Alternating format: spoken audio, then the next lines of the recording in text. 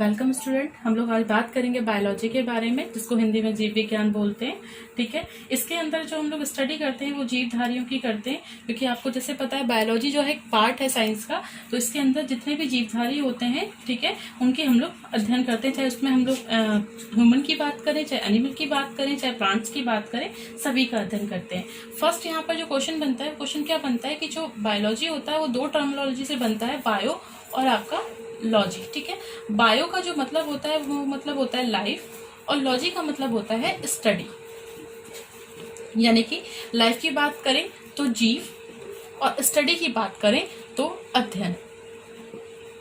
तो हम लोग जो बायोलॉजी के अंदर जो हम टर्म पढ़ते हैं वो टर्म क्या पढ़ते हैं, इसके अंदर हम लोग जीवों का अध्ययन पढ़ते हैं, स्टडी पढ़ते हैं। ठीक है, अब अगर हम लोग अब हम लोग आगे बात करते हैं कि जो वर्ड है, हमें सबसे पहली बार जब हम इस शब्द की बात करते हैं, किस शब्द की बात करते हैं, बायोलॉजी की बात करते हैं, तो ये बायोलॉजी शब्द हमें किसने दिया? तो देखिए, बायोलॉजी शब्द जो देने वाले व्यक्ति थे वो हमें दो व्यक्ति थे। क्या हुआ था? 1801 ईस्वी। ठीक है, 1801 ईस्वी, जिसको आप लोग इंग्लिश में बोलते हैं एडी में। इस टाइम पीरियड में हमारे दो वैज्ञानिक हुए थे। एक वैज्ञानिक थे हमारे फ्रांस के, और दूसरे वैज्ञानिक थे हमारे जर्मनी के। तो जो हमारे फ्रांस के वैज्ञानिक थे उनका नाम था हमारा लेमार्क। ठीक है, हिंदी में अगर हम लोग बात करें तो कैसे लिखेंगे? लेमार्क। और जर्मनी के जो हमारे वैज्ञानिक थे उनका नाम था ट्रिवेलियस। ठीक है, हिंदी में अगर हम लोग बात करें, देखिए यूएस, अगर हम लोग हिंदी में बात करें तो कैसे लिखेंगे? ट्रिवेलियस। ठीक है, ये जो हमारे दो वैज्ञानिक थे, इन दोनों ने वैज्ञानिकों ने मिलकर हमें पहली बार एक शब्द दिया।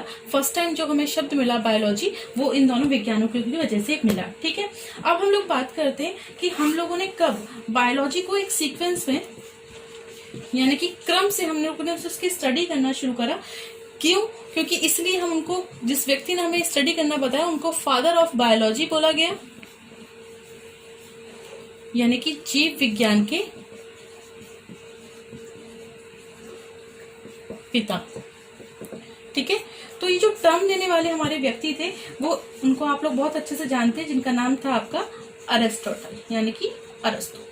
तो जो हमारे अरस्तु थे, उन्होंने क्या करा कि हम लोगों को पहली बार ना क्रमबद्ध रूप से इसकी स्टडी के बारे में बताया। उन्होंने सबसे पहले पौधों के बारे में, जंतुओं के बारे में, बहुत सारे जीवन के बारे में, विषयों के बारे में उन्होंने हमें स्टडी करना बताया। इसलिए हम लोगों ने उनको फादर ऑफ बायोलॉजी कहा। ठीक है, एक और शाखा होती है जिसको हम लोग बोलते हैं जंतु विज्ञान।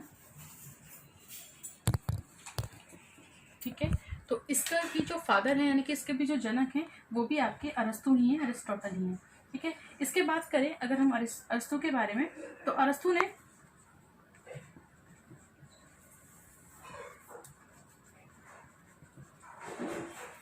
बायोलॉजी को, अगर हम लोग बात करें, दो फॉर्मेट में बांटा है।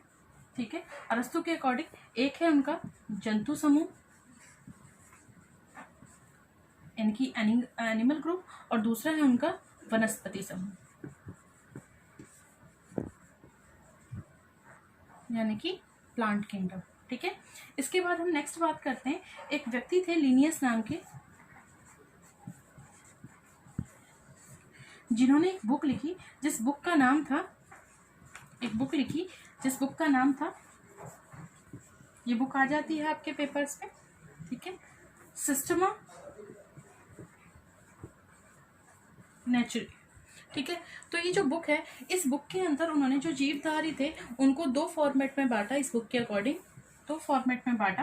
ठीक है, एक तो उन्होंने दिया एनिमल किंगडम, ये भी पूछा जाता है किसने एनिमल किंगडम में बांटा, और दूसरा दिया उन्होंने प्लांट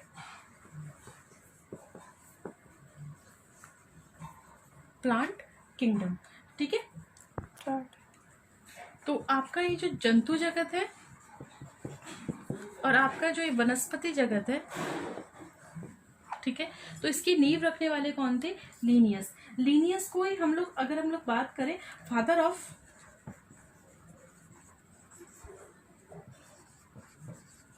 मॉडर्न टैक्सोनॉमी भी कहते हैं, यानी कि आधुनिक वर्गीकरण के पिता, आधुनिक वर्गीकरण के पिता भी कहा जाता है। क्यों कहा जाता है इनको? क्योंकि इन्होंने ही फर्स्ट टाइम जो है जो जंतु होते हैं उनको पार्ट्स में डिवाइड करें, या फिर कहते हैं उनका वर्गीकरण करा, उनको डिवाइड फॉर्मेट में डिवाइड करा। क्लासिफिकेशन की वजह से इनको फादर ऑफ मॉडर्न टेक्सोनॉमी कहा जाता है। ये क्लासिफिकेशन देने वाले यही थे। ठीक है,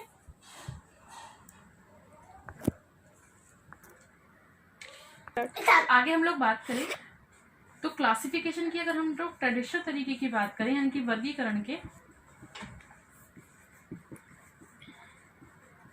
अगर परंपरागत तरीके की बात करें तो एक महोदय हैं आप जिनको आप लोग पढ़ते हैं फिटकर, यानी कि इंग्लिश में बात करें तो विटेकर। ठीक है, तो इन्होंने 1969 में, ईस्वी वही आपका एडी है, 1969 में इन्होंने 5 तरह की एक क्लासिफिकेशन फॉर्मेट दिया। इन्होंने जीवों को 5 फॉर्मेट में बांटा, और वो जो इनका जो किंगडम था, यानी कि जो इन्होंने 5 फॉर्मेट में जीवों को बांटा, एक किंगडम फॉर्मेट को, ठीक है, जो इन्होंने 5 पोर्शन में बांटा, वो 5 पोर्शन क्या थे?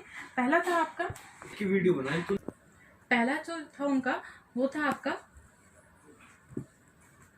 मोनेरा।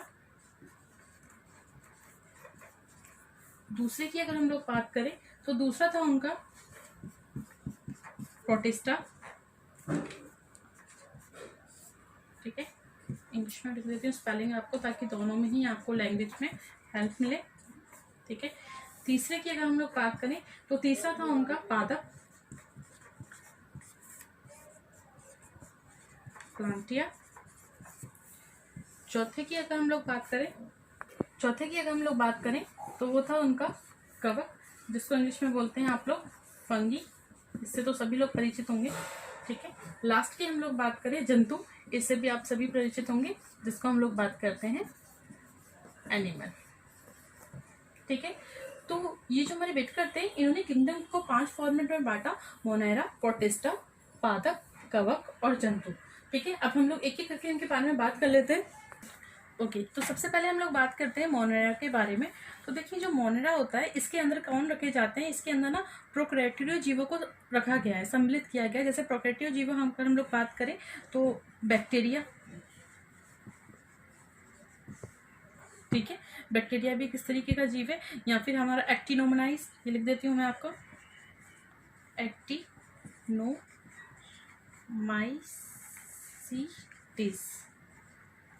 ठीक है, टिस।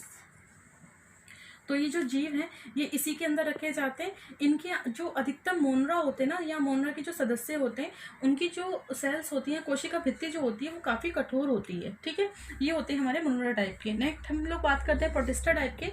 तो इसके अंदर देखिए क्या होता है, इसके अंदर जो हमारे वन सेलर होते हैं ना, वो एक कोश के जो यूकेरियोटिक जीव होते हैं उनको रखा जाता है। जैसे हम लोग बात करते हैं अमीबा।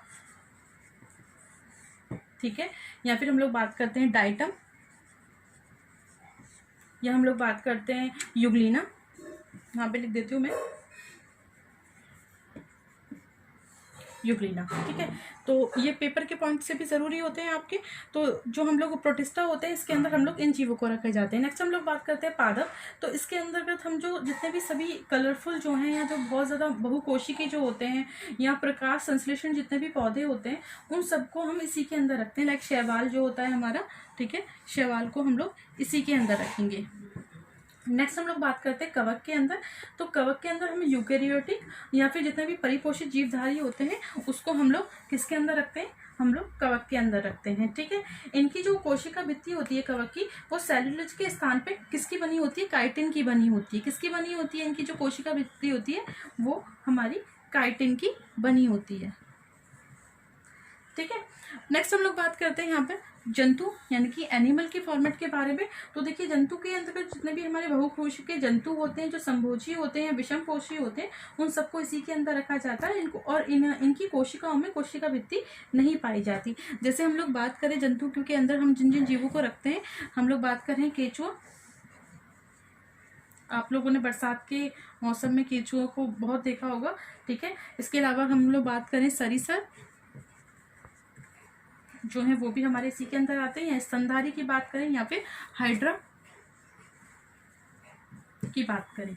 ओके, तो ये जो हमारा वीडियो था ये फर्स्ट हमारा बायोलॉजी इंट्रोडक्शन था। अगर आप लोगों को ये पसंद आता है तो प्लीज़ कमेंट बॉक्स में बताइएगा। फिर मैं आपको ये जितने भी हमारे फॉर्मेट है, जैसे हम लोगों ने बात करी कि 5 हम लोगों ने फॉर्मेट में बांटा, इसको मैं आपको डिटेल में पढ़ाती हूँ। अगर आपको इतना समझ में आया तो मैं आगे इस पर वर्क करती हूँ, अगर नहीं समझ में आया तो इस टॉपिक को छोड़ेंगे, कुछ आगे और कुछ पढ़ेंगे। और आई होप अगर आपको समझ में आया तो प्लीज़ एक लाइक कीजिएगा, वीडियो को शेयर कीजिएगा और चैनल को सब्सक्राइब भी कर लीजिए।